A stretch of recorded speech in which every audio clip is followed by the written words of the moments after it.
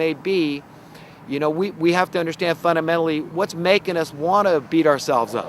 What's making us want to be self-destructive and engage in, senseless entertainment, demeaning entertainment, that just dissipating time. And, what makes us want to indulge in drugs or alcohol or food or, a myriad of other ways that we seek escapism. Basically, that's it. We're seeking escapism because we know fundamentally at an instinctual level there's something very, very wrong with this paradigm. And a normal human being wants to. They feel at a guttural level they've got to, do something. I cannot do nothing. I've got to do something. And we can all do that. And, word of mouth in advertising, talk to anybody. It's the most powerful form of propaganda because it is pure and from the heart. It's really somebody believing in your product, believing in you, and being willing to step out and speak about it. Say, you know what, this guy's really good at this. This is a very fine artist, very good at this or that or the next thing, whatever it is, or this is just a great product, This is the very best thing. So everybody's doing something. If it's just talking to your brother, your sister, your kids, your parents, peers, co-workers, strangers, anybody you meet professionally or casually, but just speaking truth to everybody helps. Every little bit helps because, we're all able to get across to people that somebody else can't. I mean, we all speak in a different way and people relate to each other in a different way. So while I can't reach certain people, you can reach certain people, and on and on and on. And that's the way it works. But, that's what the light of truth is all about. That's what's really coming. That's what's going to change this planet. That's what's really going to change the affairs of men, is just that power that comes with real knowledge and wisdom, not the stuff the world casts on you, which, I'm all for education. But we've got to understand that we've been trained, educated, inculcated, brainwashed, indoctrinated into a system that's not based on ethics and morality. We're told to follow laws because they say so. What we've got now is a state of bad religion. In the past, it used to be that the religious orders were to be feared, like, Catholicism. The Roman Catholic Church was, of course, as everybody knows a little bit of history of the Dark Ages, was a barbaric entity. And people were very afraid. They weren't able to own a Bible. I mean, if the Vatican troops came through or whatever, I don't know how long the Vatican's been around, but, if the Roman Catholic troops came through your home and caught you with a Bible, they might cut your head off, strangle you, I don't know. A myriad of other ways they might kill you, hang you on a cross, I don't know. But, we know bad things happen. And so people were very afraid of the religious order of the time because these were the totalitarians. These were the dictators. These were the authoritarians. But today, the bad religion is the state. The state has become a bad religion. And we collectively have to understand that because I really don't care. Look, if Che Guevara was convicted in his beliefs and he really believed in the cause and it was, in ousting that dictator. I mean, Batista wasn't. He was a piece of crap gangster, as far as I know. So, I mean, if you're going to beat up on Che Guevara, you got to beat up on Batista because he was a thug. So, both men were violent. That's the common denominator that I don't approve of in anybody. That's why, see, I dote over guys like Martin Luther King Jr. and JFK. He wasn't a warmonger. Neither man, both men were peacemakers, especially Martin Luther King Jr. His message was really a powerful one of nonviolence. I mean, here's a guy that I've already got, I think he died at 42. I've already got 14 years on. And you know what? I mean, I haven't touched, a trillionth of the people that this man touched with. And Martin Luther King Jr. was a national treasure. He was, not just a man's man, he was a woman's man. He was an everybody's man. This is a guy we could collectively trust and say, you know what, if we gave the country to you and the power of this country to a guy like Martin Luther King Jr., we wouldn't have the homelessness in America today. We wouldn't have the poverty. We wouldn't have the wealth disparity. And guess what? All over the world, they would have copied our example. And why would that happen?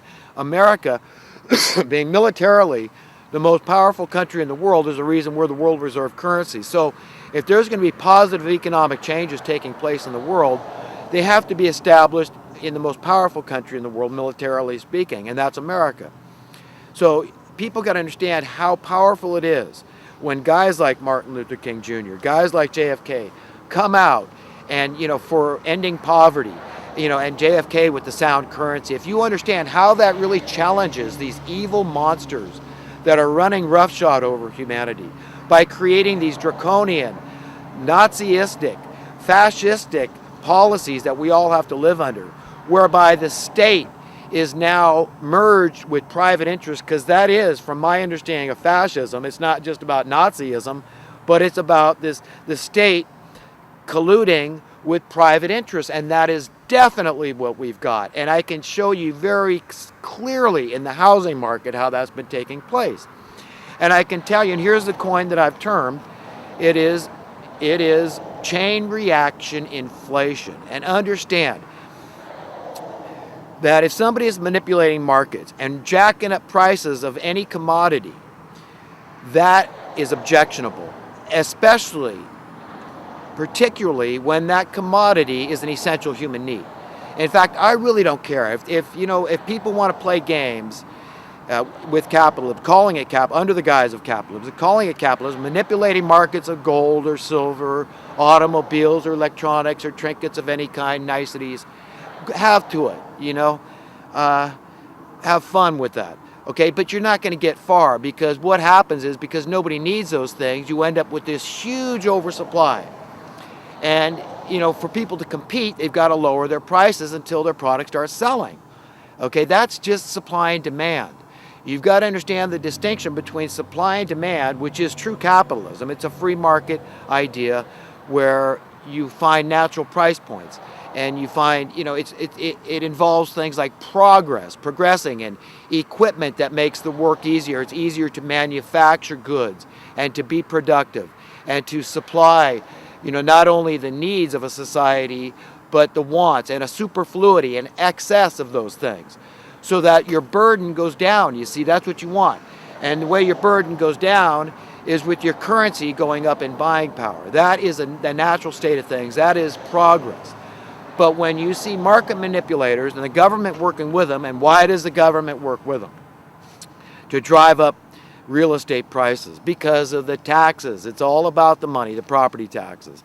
And you can say, yeah, well, that's just a small fraction. I mean, most of it's going to your mortgage. Well, that's very true. Nevertheless, remember, you're paying the government in perpetuity.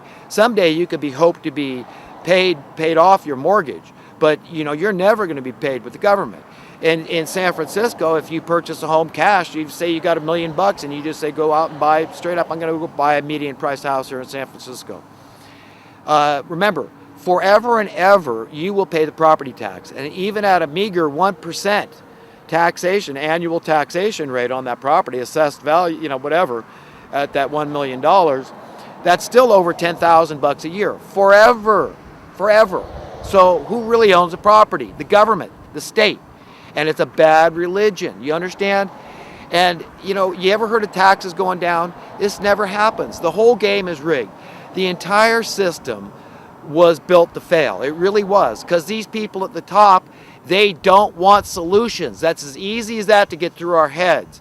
And the most important aspect of maintaining problems and maintaining chaos stems from intentional impoverishment of the people. This is the most basic definition of oppression. It's austerity. It's artificial scarcity. No matter what you want to call it, it's done by design. So we do not have unsound currency, because it's just, we're just incompetent. We don't know what we're doing. More and more money just keeps going to the mega wealthy. The wealth disparity just keeps growing. We don't know. You got an idea? I mean, when really the fact is we've got nothing but a dictatorship. We the people are not getting our way. I don't care what your bent is, okay? You believe we've got a democracy, you believe we've got a republic, whatever it is, we don't have either. The people aren't getting their way. We were opposed. The people of America were opposed to the banking bailout, that takeover of 2008. Okay, we wanted these bankers. We knew they had overextended themselves. We knew. Everybody didn't know about the Glass-Steagall Act, which enabled these bankers to do this, to dump all this money on our markets, to manipulate the real estate markets. Okay, with these ridiculous bloated appraisals, making all this stuff up and calling your gains and your equity unearned. But hey, nevertheless, this may be ill-gotten gain, but hey, I'll take it. You know what the heck, capitalism. But it isn't capitalism, because we've got more extra housing in America than ever before in history. Okay, and according to the law of supply and demand, if we had capitalism, your cost for housing should be lower than ever before in history. So you could own 1 or 2 or 3 or 4 or 5 houses all over the world. You could share them, whatever. Okay, the fact is, and collectively, we as a collective society could have houses anywhere in the world we wanted to live at any given time. We could jump from career to career.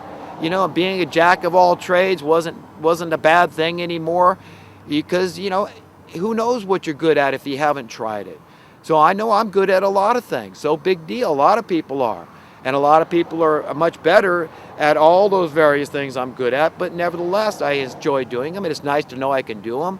But, you know, the point is, we should all be free. That's what I not only want from myself and my children, and my children's children, if they should ever have any someday, but I want that for you and your children and everybody's children.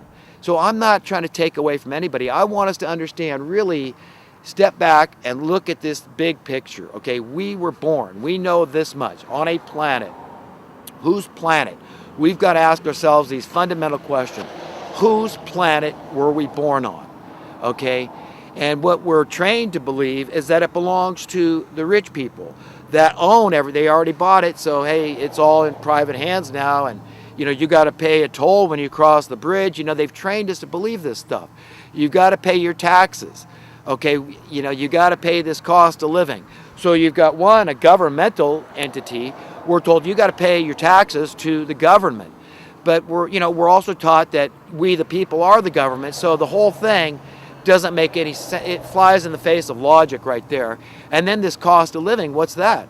This is even worse than paying our taxes. What's this all about? Then you find out the government has been colluding with the private interest to raise prices, because whose interest is it in to have high real estate costs? It's in the interest of the government, you know, so that revenue stream to the assessor's office is in the interest of the private parties, your landlords and your property managers, whatever euphemism you want to call, but you know, it's just, you know, slumlords for the most part, because, you know, a lot of people get away with whatever they can, okay? And if they can raise your rent, they're going to, because they see that as logical and it benefits their account. They can't worry about your account. You understand? So the system is broken. We got the government in there now saying, oh, well, we got these hardship cases, so we need social welfare. So, you know, they get in there, and then you got to charge more taxes. So we're all subsidizing the snake devouring its tail. And we, the people, are just being strangled in the middle. So you can't help but get frustrated. It's agonizing to me. You know, I find it at times insufferable and unnerving that I just am not allowed to enjoy my stinking little life. I'm willing to work. I'm not lazy. I'm willing to serve. But leave me alone. This is my planet as much as yours. That is the paradigm I would like to give you. So when you step back and you ask yourself, whose planet is this? You should understand that according to God, this is your planet too. That because God is the Father, the owner of everything, the only rightful owner, then this planet, and we being His children, children of God, which is all makes sense. We're, according to Scripture, made in the image and likeness of God. So it belongs to all of us. So God is very prosperous. God created all the gold and silver in the first place. God created everybody that has a brain. He's the one that gave us hands to be able to build stuff and invent stuff and create stuff. So everything comes from God. All the fruit trees, all the vegetables, all the grain. So all glory, all thanks to God. Be very grateful only to God. We don't owe the state anything, okay? And we shouldn't be mandated and coerced and intimidated into supporting a bad religion. But that's how it feels. It feels bad. It feels like They've got the might of all the law enforcement agencies. They've got the might of all the military agencies at their disposal, the people that are running the establishment. And they should take that power in and understand it belongs to we the people. Don't be a usurper, because that's how these people running roughshod over us are. They're usurpers. You see them do it in the sky with this chemtrailing and no accountability.